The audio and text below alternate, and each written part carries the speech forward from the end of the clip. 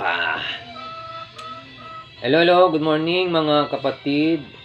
Sa umagang ito ay andito ulit tayo para sa pag-aaral ng mga katotohanan.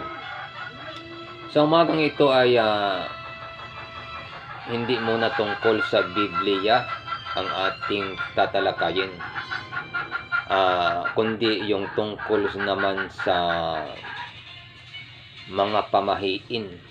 At ang napag-isipan ko na pag-aralan ngayon na isa sa mga pamahiin ay yung usog, na mayroong mga naniniwala, mayroong hindi naniniwala. At ako nga, nung bata ako ay isa rin akong naniwala sa usog na yun ay totoo. Pero napag-aralan ko po sa pamamagitan ng mga pagtuklas ng mga katotohanan, at hindi rin ako naniniwala sa aking sarili na ang katotohanan ay kukunin ko sa aking sarili. Hindi po. Kasi kung kukuha lang tayo ng mga pruweba, mga ebidensya sa ating sarili, ay hindi po iyon ang katotohanan. Ang katotohanan po ay kinukuha sa mga ebidensya. Ito kasing usog ay na sa aking mga karanasan ay may mga taong napapaaway kasi mayroong isang babae sinugod ng isang lalaki sa bahay niya, na sabi nung lalaki, puntahan mo yung anak ko, lawayan mo. Nausog mo eh. Nagulat naman yung babae. Wala naman siyang kaalam-alam, wala siyang kamalay-malay. Nag-away sila. Pero sa akin tama yung sabi nung babae. Wala naman siyang kaalam-alam eh. Yun po, mapapaaway po tayo kung maniniwala tayo sa usog na yun ay may epekto sa bati doon sa tao. Pero sa aking pag-aaral, ito po ay hindi totoo. Mayroon pa nga nagko-comment na totoo ang wika yung usog or balis. Mayroon ikang scientific explanation. Ganun Yun lang ang sabi niya sa comment niya. Pero ang tanong natin, kung sinasabi natin na totoo yung usog or balis dahil mayroon siyang scientific explanation, nasaan yung scientific explanation na sinasabi ninyo? Nasaan? Kung mayroon man binabanggit ang mga eksperto tungkol sa usog, sumasang-ayon ba sila? Mayroon bang scientific truth? Ang usog ba ay nakahanay sa scientific truth? Mabuti ay magbasa tayo. Hindi lang po Biblia ang aking alam. May alam din po ako pagdating sa scientific explanation. Ayon sa mga eksperto, ganito po ang sinasabi. Ang usog ay isang uri ng pagpuna sa isang tao na may masamang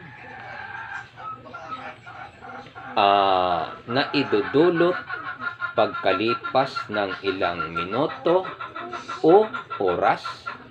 Ito ay nakilala rin sa salitang balis na maaaring nagmula sa Bicol. Ang tawag pala sa Bicol ay balis. Sa ibang lugar, usog ang tawag nila. Ay ito ba pagsang-ayon sa mga taong naniniwala sa usog or balis? Hindi po. Sinasabi dito yung kanilang mga nalaman mula sa mga tao na may mga pamahiin tungkol sa usog. Tuloy natin. Sinasabing ang karamdamang ito ay dahil sa kontaminado o maruming kaisipan o kalagayang espiritual o diwang kaligaligan ng tao. Ayun pala, ang usog pala ay dulot ng ano yan eh, masamang ano, yung kontaminadong ano, kaisipan at yung mga, siyempre, yung andyan niya yung spiritual, yung maruming espiritu na nasa tao, kaya naniniwala na ang usog ay totoo. Ano pa ang sabi? Ang usog ba ay sinasang-ayonan ng siyensya? Sumasang-ayon ba ang siyensya or science tungkol sa usog? Mayroon bang ano ang siyensya dito? Mayroon silang scientific proof? Wala nga eh. Ang usog po at sa Corvallis ay hindi po nakahanay sa scientific truth. Mana pa ang usog na kanilang sinasabi pagdating sa katotohanan. Ang usog ay inihanay nila, iniugnay nila sa pamahiin. Alam naman natin kung ano ibig sabihin ng pamahiin. Pag pamahiin lang, hindi totoo. Ang usog ay iniugnay nila sa pamahiin, hindi nila iniugnay sa scientific truth. Basahin natin kung ano ang sinasabi ng nagtuklas talaga. Usog in Filipino refers to a superstitious belief. Alam niyo ba yun? Alam niyo ba yun? Superstitious belief, ibig sabihin nun, pamahiin. Ulitin ko. Usog in Filipino refers to a superstitious belief that a person can transmit a negative energy. Hindi ba ganun? Yung mga naniniwala sa usog na ang tao daw, pag tinignan lang yung bata o sino man, ay nakakapagpalipat, nakakapagpadala ng negatibong energy. Ibig sabihin nun ay mababalisa yung tao. Ganun yun. Hindi na normal yung iyong pakiramdam. Kaya ang sabi, transmit a negative energy. Usog in Filipino refers to a superstitious belief. Doon siya nakahanay sa superstitious belief, yung usog. Hindi siya nakahanay sa scientific truth. Hindi naman mahirap intindihan yun eh, kung ating tanggapin ang katotohanan. Babasahin ko ng dire-diretso. Ang usog ay isang uri ng pagpuna sa isang tao na may masamang maidudulot pagkalipas ng ilang minuto o oras. Ito ay nakilala rin sa salitang balis na maaaring nagmula sa Bicol. Sinasabing ang karamdamang ito ay dahil sa kontaminado o maruming kaisipan. Maruming kaisipan pala ang nagsasabi nun na ang mga usog-usog. O kalagayang espiritual o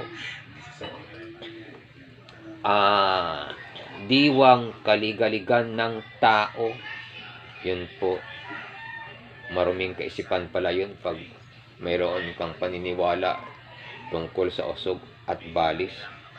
Usog in Filipino, bilang binasa ko na rin ito kanina, refers to a superstitious belief that a person can transmit a negative energy. Yun po, hindi po sumasang-ayon ang siyensya sa usog, kundi iniugnay nila sa pamahiin. Kaya nga ang sabi dito, refers to a superstitious belief. Yun po, sana ay magising na tayo sa katotohanan. Mag-aral po tayo ng katotohanan. Sana mag-evaluate yung ating kaalaman. Huwag tayong stagnant. Huwag tayong manatili sa kamangmangan. Dapat mag-aral tayo ng katotohanan para hindi tayo mananatiling mangmang. Ganun po yun. Hindi pa ako galit. Sana sa umagang ito ay may natutunan po tayong kaalaman na pwede natin pakinabangan at maituro din natin sa ating mga anak, na huwag nating palakihin ang ating mga anak sa kamangmangan. Turuan natin sila ng katotohanan, kasi ang katotohanan, yun ang